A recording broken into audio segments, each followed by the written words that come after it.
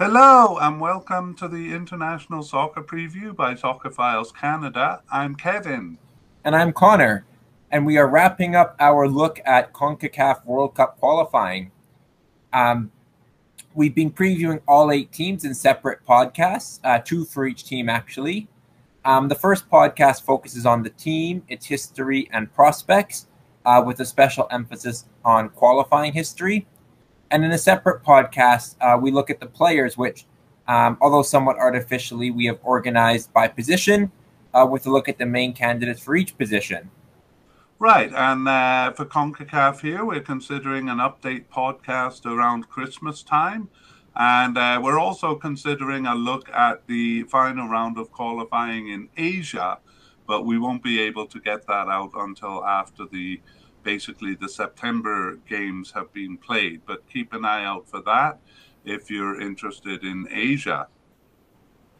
Let's talk about how we're kind of structuring this podcast. So it's basically divided into 3 parts. The first part is the history of the team, including an introduction of the country, the World Cup history, and this time with a special emphasis on World Cup qualifying history, and then a look at the regional cup. And the second part is more a closer look at recent performance and up to the 2022 World Cup qualifying. We're going to look at their final round schedule and a quick look at their players here, and then a more detailed look in the player podcast. And finally, the third part is a discussion of their prospects, but we're going to begin with their rankings, their head-to-head against other teams in the group, and then finally a discussion of how we think they're going to do. So, Connor, I actually have 2 Mexico shirts, and this is the white one. There we go, very colorful. Very nice. Yes, today we're talking about Mexico. Yes, we didn't say that yet? I'm not sure if we have, but we'll cover it off anyways. Okay, good. Great. Okay, well, maybe you can lead us off then with a look at the country itself. Sure. So Mexico is the 3rd largest country in North America in terms of size. There's not really a lot of other countries similar to it. It's only a 5th of the size of Canada and the US, but is 10 times larger than Nicaragua, which would be the next largest country after Mexico. In terms of population, it has 126 million people. That's 11th in the world and 2nd in North America. It's quite a bit smaller than the United States, 330 million people, about 200 million smaller. But yes, 2nd largest in North America, and about 1 in 5 people in North America live in Mexico. Great. Okay. So how does that compare with Canada? Is it about 4 times more than Canada? In terms of population, yeah, it'd be about 4 times larger than Canada, which would be the next most populous country. Okay, great. Thanks for that. And next we'll move on to their history, and we'll begin with World Cup history. No, we won't. We'll begin with their nicknames. Do we have a nickname here, Connor? Yeah, the nickname is El Tri, which refers to the 3 colors of their flag and their colorful jerseys, which you showed off for our viewers on YouTube. That's great. Yeah, and actually I do hear that name used quite a bit. Do you agree? Absolutely. Yeah. So actually we'll begin with an overview of their tournament participation and their major achievements before we get into a little more depth with the World Cup. So they are a senior team in the world, having participated in every World Cup since 1930, except for 1938 when they withdrew and 1990 when they were disqualified. The regional tournament, including Central and North American teams as well as Caribbean teams, was known as the CONCACAF Championship from 1963 to 89. And from 1974 to 1990, it was the qualifying tournament for World Cups. They participated from the beginning, but they didn't enter in 1985. That was because they were hosting the World Cup in 1986, and they were banned in 1989. The regional tournament became the Gold Cup in 1991, and it was separated from from World Cup qualification, and they've never failed to participate in the Gold Cup. They were also invited guests for Copa America from 1993 to 2016. We'll take a quick look at that and kind of dispense with it now. They managed to finish second twice in 1993 and 2001. No, three times, 1993, 97, and 2001. And third place. But in 2011 and 2015, they were knocked out in the first round, having sent an under-23 team and a B team. They've also been involved in the Confederations Cup. Would you mind doing that one, Connor? Sorry, they reached the Confederations Cup by virtue of winning the CONCACAF Gold Cup. So the Confederations Cup was held 8 times, and Mexico reached that tournament on 6 occasions. They were the winners as hosts in 1999, and then also got 2 fourth-place finishes, the other 3 times being knocked out in the group stage. Great, thanks. Okay, so that we'll go back to the general summary here. So. Reaching the Gold Cup is no great achievement for L3. Hey, I used their nickname there cleverly. Apart from the withdrawal in 1938 and the disqualification in 1990, they failed to do so only 3 times. That was in 1934, 1974, and 1982. Their best finish in the Cup is the quarterfinals, and that was both times that they hosted in 1970 and 1986. In regional competition, they failed to pass the group stage when the tournament was not a round robin in 1963. When it was a round robin, which was for most of the tournaments until 1989, their worst finish was 4th in the region. Meanwhile, they've won the regional title 11 times and 4 out of the last 7 times since 2009. And we've already discussed their performances in Copa America and Confederations Cup. So on we go to the World Cup. Yeah, Mexico regularly qualifies for the World Cup. As mentioned previously, they were disqualified in 1990. The reason being that they fielded overage players for a youth tournament, actually forging birth certificates of certain players. In the early years, they were invariably knocked out at the group stage. They reached the quarterfinal in 1970 and then again in 1986, as you had mentioned, by being hosts in both cases. In between that, though, they had their worst spell, failing to qualify twice and getting knocked out in the group stage in 1986. After being disqualified in 1990, they reached the round of 16 in 1994, and that has been their finishing place in every cup since.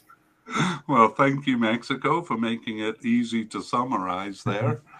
Yeah, so that World Cup record, apart from the hint we get in failing to qualify in 1974 and 1982, would lead one to believe that they kind of cruised through qualification.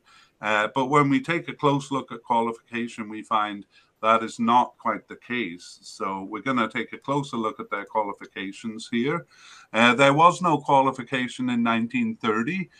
Uruguay actually found it difficult to get European teams to come because it required a boat journey over the Atlantic. So they were kind of looking for teams to come, and it was a bit easier for Mexico being on the same landmass. Italy had to make the they had to make the arduous journey to Italy in the opposite direction in 1934 after earning the right to do so by beating Cuba. For some reason, that was a 3-game set, but they won all 3 games. However, USA had joined late, and over in Europe, they decided on a special playoff just 3 days before the tournament began. Mexico lost that playoff, and they were out and faced a long journey home. In 1938, they joined a general ban for most teams in the Americas, a result of FIFA's broken promise to alternate between Europe and the Americas. But they broke that promise by holding the World Cup in Europe in 1934 and 1938. Okay, moving on, Mexico, USA, Cuba, and later Canada made up a North American zone, and Mexico won that grouping for 3 cups in a row from 1950 to 1962. The USA was always part of that group, but the third team was Cuba in 1950, somehow Haiti in 1954, and Canada in their first qualification run in 1958. In 1958, it was actually just the first round of 2, and they had to overcome Costa Rica in the second round to qualify, which they did. In 1962, winning in the region earned only a half spot. That's kind of an interesting but long story. But winning in the region earned only a half spot, and they had to beat Paraguay in an intercontinental playoff, which they did. In 1966, they comfortably qualified, and it was even easier in 1970 when hosting allowed them to skip qualification. 1974, though, was the first time they failed to qualify. After winning the North American zone over USA and Canada, they came a ghastly third of 6 in the final round, behind qualifiers Haiti, who had hosted the qualifying tournament, and Trinidad and Tobago. That was the only team they actually lost the game to. That round-robin group of 6 was also the regional competition, the CONCACAF Championship it was called, and that structure would remain until the 1990 World Cup. In those round robins in 1978 and 1982, they struggled in the first round, the North American zone, but they made it through. And they won the final round convincingly in 1978, but they were poor in the final round in 1982 and failed to qualify. But that would be the last time they failed to qualify for the World Cup. In 1986, they hosted again, so they didn't go through qualification. And in 1990, as Conor explained, they were banned for not only fielding overage players in an under-21 tournament, but for forging birth certificates. So they returned in 1994, by which time the qualification was the familiar semi-final and final round structure, where they usually received a bye straight to the semi-final round. The final round was 4 teams here, but became the familiar 6 teams called the Hex from the following World Cup. So 1994 saw them win both rounds, but in 1998 in the first Hex, in 1998 in the semi-final round, Jamaica finished above them, but both of them advanced. And then in the final round, that was the first Hex. 4 wins and 6 draws proved enough to win the group. 6 draws, Conor. That's a lot. Wow. Yeah. But undefeated. Yeah, undefeated, true. 2002 saw them finish behind Trinidad and Tobago in the semi-final round and finish behind Costa Rica in the final round, but they advanced from both anyway. They won all games in the semi-final round but in 2006, but a 7 wins, 1 draw, and 2 losses record, which is quite good, was only enough for second place behind USA in the final round. That's 2006. In 2010, they won all home games in the semi-final round, but they were winless on the road. And then they took second behind Honduras in the semi-final round, but passed to the final round, where that pattern continued. They lost their first 3 games on the road. So they ended the campaign better and ended up finishing second behind the USA, but not that convincing. So that Mexico almost always qualifies kind of leads us to assume that they're unassailable. But the detailed record shows they do give up quite a few points, even to the extent of not finishing first, and in some cases not even qualifying. Let's take a look at their most recent tournaments in 2014 and 2018 to see how they fared. So in 2014, Mexico, as is typically the case, received a bye to the semifinal round, round 3 of 4. An impressive performance there saw them win all games in a 14 group, including winning both games over Costa Rica. However, it was a ghastly performance in the final round, the Hex, winning only 2 games out of 10. Can you believe it? No, that's amazing. Most of those were ties until the end, where they lost their last 3 of 4, including at home to Honduras. Wow. They still finished 4th, reaching the wild card and the wild card of the intercontinental playoff, which they achieved only thanks to the USA's 2 injury time goals over Panama, which condemned Panama to 5th. They were lucky in the playoff to face New Zealand, who proved relatively easy prey, Mexico winning 9-3 on aggregate to advance to the World Cup. As is often the case for Mexico, there was little correlation between qualifying and the Cup. They performed well, going through the group stage undefeated, including against Brazil. They seemed well worthy of a win over Netherlands in the round of 16, having outplayed them in the extreme heat and carrying a goal lead until 88 minutes, when they suffered an equalizer and then in injury time went out at the hands of a penalty won by a diving Arjen Robben. Oh man, that made me so mad. I remember that game. Arjen Robben denies diving to this day in that game, but I don't know. A couple looks at the camera, and I think it was a dive. I think he bought it. Oh yeah, check it out on YouTube. It's a dive. So again, Mexico goes out in the round of 16. Let's see if they did any better in 2018. One of the top 6 ranked teams in CONCACAF in qualifying meant they received a bye straight through again to the semifinal round. There, they comfortably won their group, winning all games except for a tie in the last game at home to Honduras. El Salvador and Canada were the other 2 teams in that group that did not advance.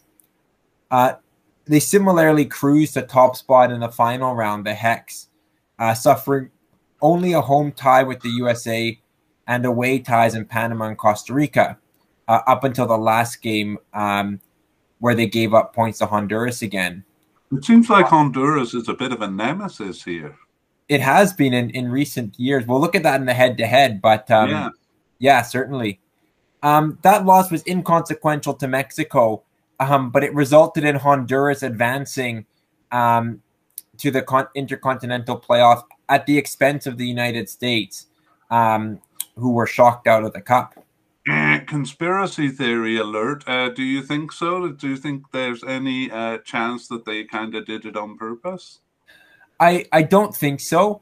And I say that because Mexico would have assumed USA would have beaten Trinidad quite comfortably. So there was really, plus they needed Panama to win their game as well. So it wasn't just because of Mexico's loss to Honduras. There was a multitude of factors at play. But I think the main point is that fate was in the United States' own hands. Yeah, that's true. And I think we'd have to look at the game. If Honduras scored 3 goals in injury time, maybe there would be reason to think so. But I don't think that was the case. Yeah. Okay, how about in the Cup? Did they get past the round of 16? Well, they started hot in the tournament, beating a poorly performing Germany and then South Korea. But they actually came close to not advancing when they lost heavily to Sweden in their final match. South Korea's dramatic win over Germany, giving Mexico second place in the group. However, sorry. Go ahead. Mexico was very grateful to South Korea, of course, for winning that game in Germany that put them through, and they've developed a bit of a relationship. And I find it interesting that a South Korean midfielder called Hwang Hee-chan has joined Wolverhampton, so now we'll be playing together with Raul Jimenez, hopefully setting him up for goals. So a bit of a relationship between those two countries. Oh, that's very interesting. Mm-hmm. They did advance to the round of 16, but for the 7th consecutive World Cup, that was where they were foiled. And not only going out in the round of 16, as they always seem to do, but also beaten by Brazil, which was another consistent storyline for them. Okay. Yeah, well, I think we kind of gave that away by saying that they have gone out in the round of 16 ever since 1994. Okay, let's turn to the Gold Cup. We'll keep this quite a bit shorter than the World Cup. We focused on qualifying there in the World Cup because that is that's kind of what we're dealing with is World Cup qualification. But because we're not dealing with Regional Cup, we're going to kind of keep it shorter.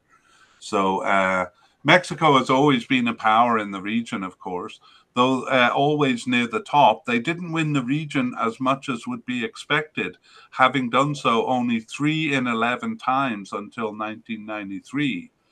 There was no main rival until that time, but from 1990, the US became stronger and became their biggest rival. And the two have ruled the region since, winning every Gold Cup between them, except for one, and I can't really remember which that one is. Connor, can you help me out here? Remember well, the year was 2000, and the winners were Canada. Oh, yes, that is true. Okay.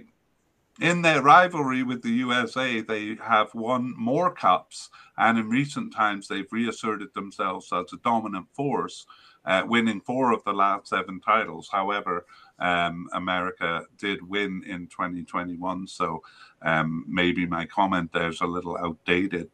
But anyway, I gave it away again, Connor. Let's see how they fared over the last 2 cups. So starting with 2019, Mexico qualified automatically for the Gold Cup as a kind of, as was the case up until recently. Although several top players did not participate, Mexico won all games to earn their 8th title. They beat Cuba, 8th title of the Gold Cup, that is. They beat Cuba, Canada, and Martinique to finish first in the group stage, but required penalties to pass Costa Rica and extra time to beat Haiti in the semifinal. In the final, they met and beat host USA. Jonathan Dos Santos scored the only goal in the final, but Raul Jimenez was their leading scorer in the tournament with 5 goals. Great. All right, and then this one has just been finished, the 2021 Gold Cup. So this time Mexico did have to qualify, which they did through the Nations League. In that tournament, they won all 4 games over Panama and Bermuda, to finish atop the group and qualify quite easily. They got off to a poor start at the 2021 Gold Cup with a goalless draw against Trinidad and Tobago, but they beat Guatemala convincingly, and then El Salvador somewhat less so, but nevertheless finished first in the group. They easily beat a Honduras team in the quarterfinal that was ravaged by injury and COVID dropouts, but then they struggled with Canada in the semis, requiring a goal deep into injury time to beat Canada. That one hurt. It did indeed. In the final, they lost to the host, the United States. This time, they were the victims of a late goal themselves, losing in extra time at 117 minutes to finish runners-up. That's right. And I think that goal against Canada was scored 9 minutes or 10 minutes into injury time. Yeah, I think 9 minutes. There was a lengthy delay, but Canada just so close to bring that to extra time, just unable to do so. So if I happen to curse every time I mention Hector Herrera in the Player podcast, I'm sorry, but I don't know I can control it. Okay. Well, let's move on to more recent times then. You can't get much more recent than the 2021 Gold Cup, but we do have the 2022 World Cup qualifying afoot, and there was qualification games before the Gold Cup. How did Mexico get here, Connor? Well, Mexico didn't compete in any of those preliminary rounds of the World Cup. We talked about them typically entering World Cup qualifying in the semifinal round. This time they, along with the top 5 CONCACAF teams, were dropped right into the final round itself. So they have yet to play a game in World Cup qualifying, but they'll have 14 ahead of them starting very, very shortly. Okay. Well, let's look at the schedule for the 14 games that you're talking about. And do you want to start us off with your observations, Connor? Yeah, certainly some quirks to the schedule. Mexico starts off with 3 of their first 5 games at home. Then they play 4 in a row away from home. And then they finish up with 4 of 5 at home. So it's kind of a really unusual schedule. In particular, finishing with 4 of 5 at home. That potentially will give them an advantage during some of those crucial games. And they play some of their rivals there, Costa Rica and U.S. notably in those in that final stretch of home games. Yeah, they seem to. When I was looking at the schedule carefully, I was thinking about in terms of travel, and I think they've been pretty clever there because they play USA on November 12th and then Canada on November 16th. So maybe saving a little bit on travel there. Although I think playing Canada in November will be a bit arduous. And possibly the United States in November too. Yeah, that's true. I wouldn't be surprised if USA schedules that in New England or in one of their northern cities. Yeah. Yeah, but anyway, you look at it, they're probably going to do well, and as you say, scheduling or having those 4 games at home in the last 5 will definitely be a boost if they need it. Yeah, and more for their opposition. No one will relish going to have to play in Mexico in their final games when they might really have to rely on picking up some points. Right, but we have seen in qualifying that they do drop a significant number of points. So I think some teams will be looking to get a draw from Mexico, or we saw that Honduras has had their number a bit in what we looked at. We'll look at the head-to-head soon, but say Honduras on March 27th playing at home to Mexico probably won't be throwing their hands up and saying, well, we don't have a chance here. Yeah, no, I agree with that entirely. Great. Okay, well, let's take a look at some of the players. We're kind of focusing on forwards because we rotate this around scorers, but we'll look at defenders and kind of non-scorers in the player podcast. But give us some names to look out for here, Connor. Yeah, looking at their past couple tournaments going back to 2018 World Cup qualifying, there are some familiar names that kind of seem to pop up each year, and those are players who are regulars on the team. Raul Jimenez being one of those, Hector Herrera being another. Other players seem to come and go, so a couple big names that weren't that haven't been as involved recently are Chicharito Hernandez and Carlos Vela. They don't seem to be kind of regular members of the team anymore. A couple players stepped up in the 2021 Gold Cup. Rogelio Funes Mori got 3 goals, as did Orbelin Pineda. So a couple newer comers to the team, perhaps benefiting from being given a chance to get some game time in there. Yeah, and sadly, I think, Funes Mori benefited from Raul Jimenez, who English fans will know had a horrible injury. He's come back now, but I don't want to say he hadn't performed that well because it sounds insulting, but I mean, can you imagine, kind of his feeling when going up for headers and stuff like that, having fractured his skull? So yeah. I would imagine it'll take a little bit of time for him to come back to form if he ever does. Yeah, absolutely. I'm sure they'll want to be patient with him too. There's a lot of games over a short period of time, so I don't think they'll rush him back. But as we said, some encouraging performances. In the Yeah, and recent they have a lot of other players to rely on. I mean, Hector Herrera, I've always seen him as a defensive midfielder, but maybe I'm wrong. Maybe he's a midfielder. But a lot of the names we see here, like Herrera, Lozano, Antuna, they're kind of forwards, but they're really midfielders. So even if Jimenez isn't kind of back up to speed, even if Hernandez and probably Carlos Vela is off the team now, and I'm not sure what the situation with Hernandez is because he hasn't been there for a little while. Jesus Manuel Corona, they're all midfielders, but they do chip in with a lot of goals. So Mexico is lucky to not really have to rely on the forwards to score the goals. Absolutely. Yeah. Jonathan Dos Santos is on that list. He's another midfielder. And one not on the list, a little bit older, is Andres Guardado. He's another player who certainly can score from midfield. Yeah, and he's another player who I'm not sure the status of now. He is getting up there in age, but these guys may come back onto the team. Jonathan Dos Santos got that late winner in, was it extra time in 2019? I'd have to double check. No, it wasn't extra time. It was just regular time, but it was the only goal in the 1-0 final victory in the Gold Cup over the USA. Great. Okay, well, let's now move on to part 3, where we start looking at their prospects. And we're going to take a look at their rankings here. Mexico are 9th in the world according to FIFA and 15th according to ELO.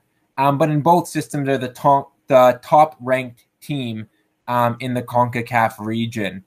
And that's typically where they sit. I believe they're usually ahead of the United States in both ranking systems, where they typically sit in the top 20 in the world, which kind of matches their kind of round of 16 finishes in the World Cup. Yeah, from June they kind of moved up 2 points in the FIFA ranking and down 1 point in the ELO ranking. Which do you think is more accurate? I mean, I think probably given the loss to the United States, kind of not the strongest United States team in the Gold Cup, that may be worth a point down. But overall, I probably see them as the strongest team in the region, especially when they bring all their big names and starters, bring them together. Yeah, I do agree with that. I think the USA's win in 2021, that's part of kind of an ongoing battle. But overall, especially if you look at the World Cup, they're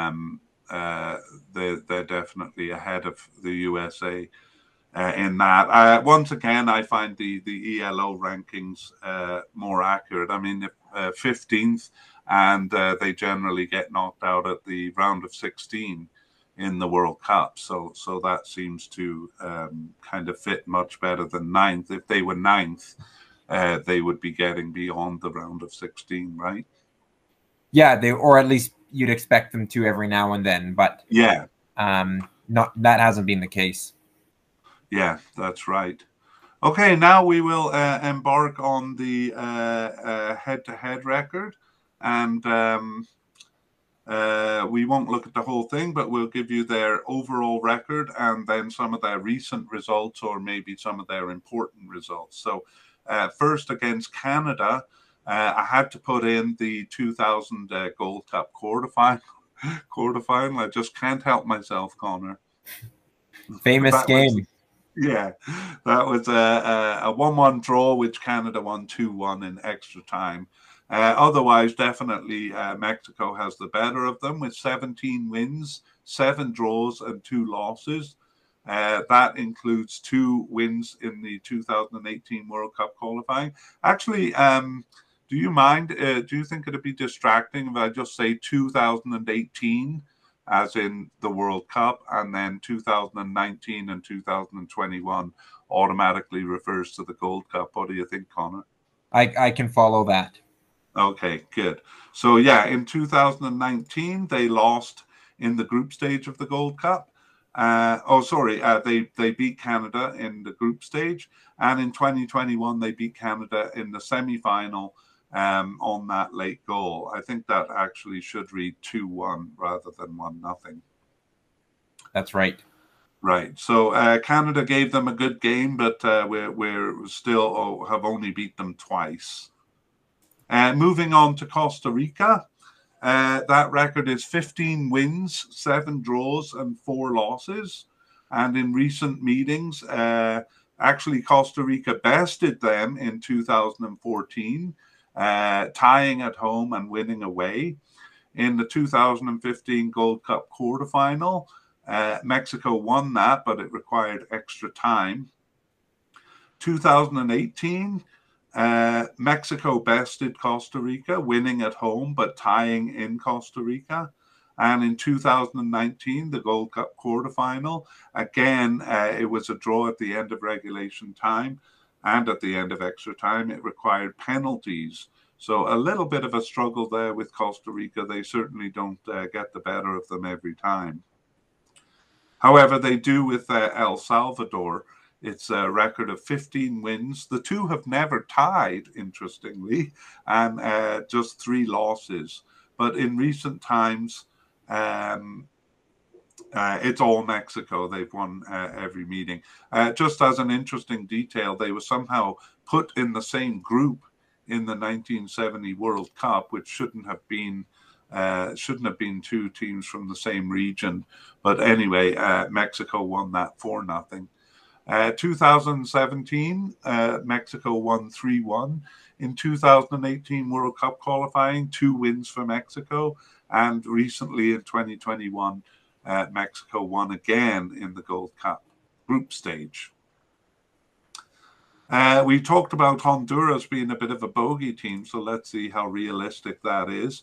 The overall record is 16 wins, 7 draws, and 6 losses. So Honduras does get the better of them sometimes. In about half the games, they get some points. 2011 Gold Cup semi-final, Mexico won, but it required extra time where they scored 2 goals. 2014 World Cup qualifying, we saw Honduras got the better of them, tying in Honduras and losing, a rare event for Mexico to lose at home, but they lost there to Honduras.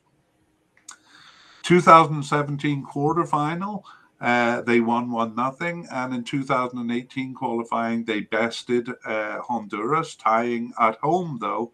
So Honduras bothering them a little bit in Mexico.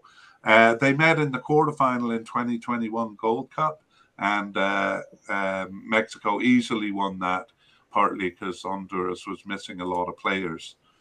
Looking at their record with Jamaica, it's 17 wins, 3 draws, and 3 losses. But Jamaica has had a good run with them recently, despite losing the 2015 Gold Cup final. Sorry, I should switch to Mexico as the subject of my sentences here. They beat Mexico. They beat Jamaica in the 2015 Gold Cup final. However, in the 2017 Gold Cup group stage, the two tied. And in the semi-final of that same tournament in 2017, they lost to Jamaica. Some impressive results for Jamaica there recently then. Yeah. We consider Jamaica one of the weaker teams in the group, but it would be very interesting to see them stealing some points from Mexico, and maybe they'll have a bit of confidence to do that. Mexico versus Panama, their very first meeting was in 2002, so they haven't actually met that much. And it's 8 wins for Mexico, 3 draws, and 2 losses. So Panama gets a little bit off them too. In the 2013 Gold Cup semifinal, Mexico lost to Panama there. But in the 2015 Gold Cup semi-final, they won, but it required extra time. In 2018 World Cup qualifying, where Connor just showed us Mexico was pretty commanding, They tied in Mexico, and Mexico lost in Panama. So Panama got the better of them there. And 2021 Gold Cup qualifying, we saw that Mexico won quite easily 2 times. So again, one of the teams we consider a bit weaker in this group, taking some points off them, Connor. Yeah, I mean, we've seen it with some other teams as well with these records where Mexico may not lose a whole lot of games, but they do give up ties for sure. Yeah, and those ties end up kind of being important in the final analysis. Okay, and finally, USA. Well, I mentioned that game in 1934 where Mexico traveled to Europe to play a single game with the USA. I don't know if Mexico is still stinging from that, but they probably don't like to be reminded of it. The two met then in 1993 Gold Cup final, 2009 and 2011 Gold Cups finals. Mexico won all of those, as well as the 2019 Gold Cup final. But finally, in 2021, the USA beat them. So they lost to the USA in 2021. And then the two have met otherwise in World Cup qualifying. In 2014, America got the better of them. So Mexico tied at home and lost away. And in 2018, Mexico actually won in the USA, but then tied at home. So a fairly even record, and we'll divide this into 2 parts. The overall record is 20 wins, 7 draws, and 8 losses, which makes Mexico look quite a bit stronger. But if we divide it into pre-1990 and post-1990, before 1990, Mexico had 12 wins, 3 draws, and 2 losses. But post-1990, it's 8 wins, 4 draws, and 6 losses. So still getting the better of the USA there, but only slightly so. All right, and I'm kind of out of breath. So, Connor, let's do a little summary of what I've just talked about in the head-to-head. Well, in the simplest version, Mexico has a better record or a winning record against all 7 other teams in the octagon. Pretty convincingly over Canada, Costa Rica, El Salvador, Honduras, Jamaica, and Panama. The USA, like you said, it's convincing overall, but in recent times, it actually shows that the 2 teams are quite competitive. So probably a closer record or less dominant over the USA than some of the other teams. Yeah, but once again, if we take that to mean that Mexico wins all games, we would be mistaken. So we saw Honduras, Jamaica, and Panama teams kind of toward the bottom of the table, getting some points off them, which would make the qualification more exciting. Okay, and that leads us into our discussion. Well, we generally tried to look at the odds, but we weren't able to find any odds for the overall outcome here. So we're just left to ourselves to discuss what's going to happen. How do you see things going for Mexico, Connor? I think Mexico near the top is a kind of historically typically are. I can't see them not qualifying for this tournament. Even though they had kind of a close call with that in 2014, I do see them qualifying. We've talked before about this whole final round being quite competitive, and I think part of that is that, as you mentioned, Mexico and the U.S. are prone to giving up points to weaker teams, and I don't think there's a real pushover team in this group. I think anyone is capable of it, and probably upsets especially likely to happen when the smaller team is at home. So I think that competitiveness is will be due to the fact that Mexico or the USA won't completely run away with the group. But as I said, overall, they should have little trouble in actually getting to the World Cup. Yeah, I mean, Mexico did really well in 2018 to avoid the kind of trouble that USA got into, and I suppose to avoid the kind of trouble they got into in 2014. But the fact is that 3 teams automatically advance and one team doesn't, and it's almost inconceivable to see Mexico not being in that top 4. Yeah, absolutely. Like I said, I think they'll be certainly competing for the top 2 spots. I don't really see them kind of finishing outside the top 2 even, let alone the top 4.